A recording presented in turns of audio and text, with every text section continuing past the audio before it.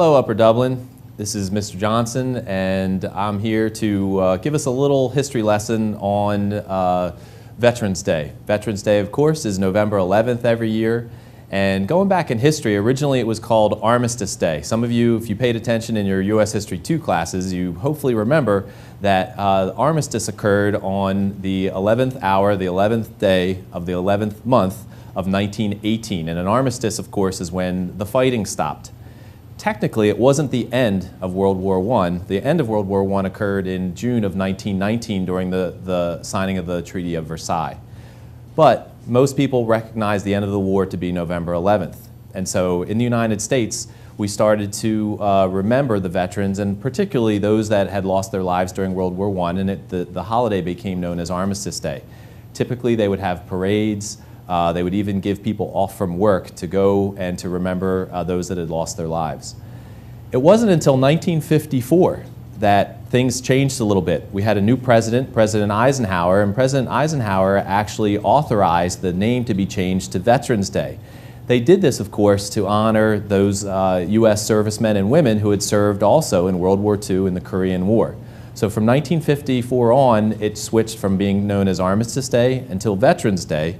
And also, it wasn't just to remember those who had lost their lives, but it was a way to remember all United States veterans.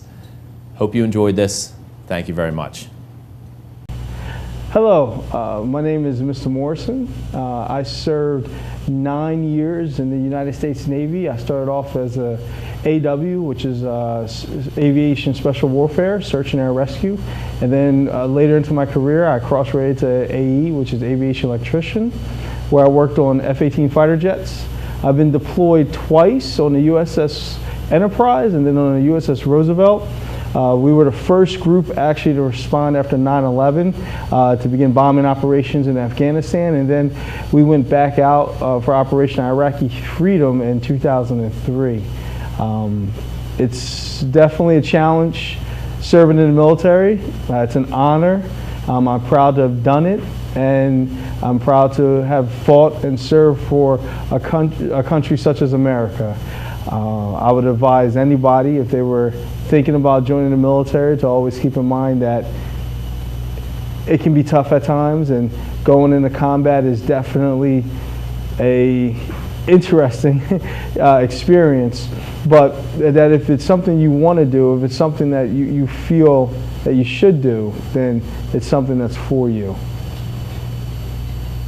Hi, we're here with Tony Gianmarco, my dad, and he is a Vietnam War vet, and we want to ask him a couple questions about his experience in Vietnam for Veterans Day. So Dad, can you tell us a little bit about in what branch of the military you served, when you served, and where? I served in the United States Army, and I was drafted in 1966 out of actually North Philadelphia. And where did you end up going for basic training? Basic training was Fort Gordon, Georgia. Okay. That was for 8 weeks, and then from there we went to Fort Gordon. From Fort Gordon we went to Fort Jackson, and then from Fort Jackson I went to Fort Bragg, and that's where pretty much everything started in sequence as far as like the war. And when you went to Vietnam, what area of the country or what maybe city were you located near? It actually took me 23 days to get to Vietnam. We were on a U.S. military ship, and there was like more than one outfit there. There were the airbornes there, there were the foot soldiers, and it took 21 days to get to the Philippines. From the Philippines, it was 3 more days to get to Vietnam. Okay.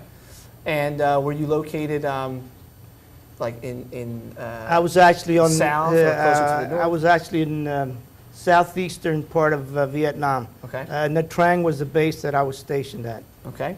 And what was maybe your most positive memory about your experience in the Vietnam War? Well, I wasn't very popular. I wasn't very. It had the good and the bad parts of the war.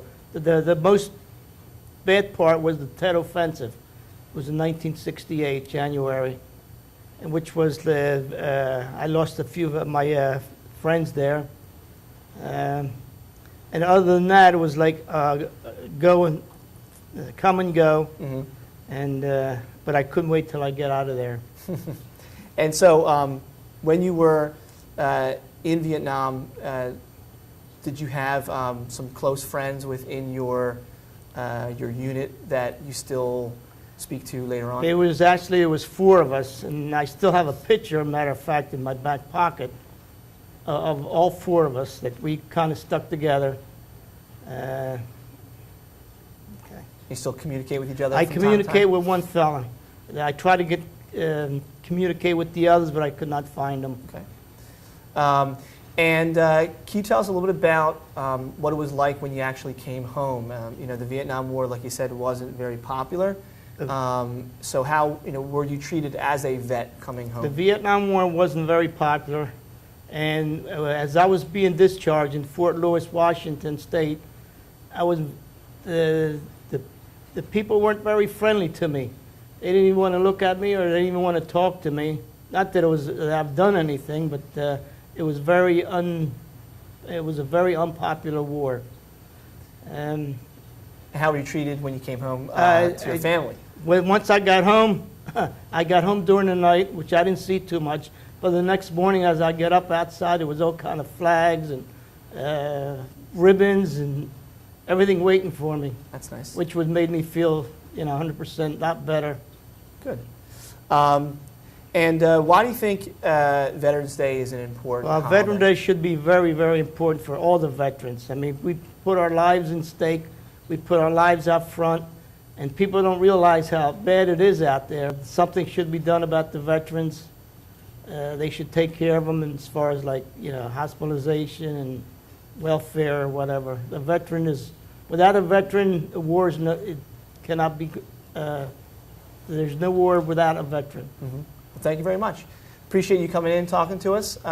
Hopefully you guys learned a little bit about the Vietnam War, and I hope you enjoy your Veterans Day. Say hi to a veteran and thank them. Thank you.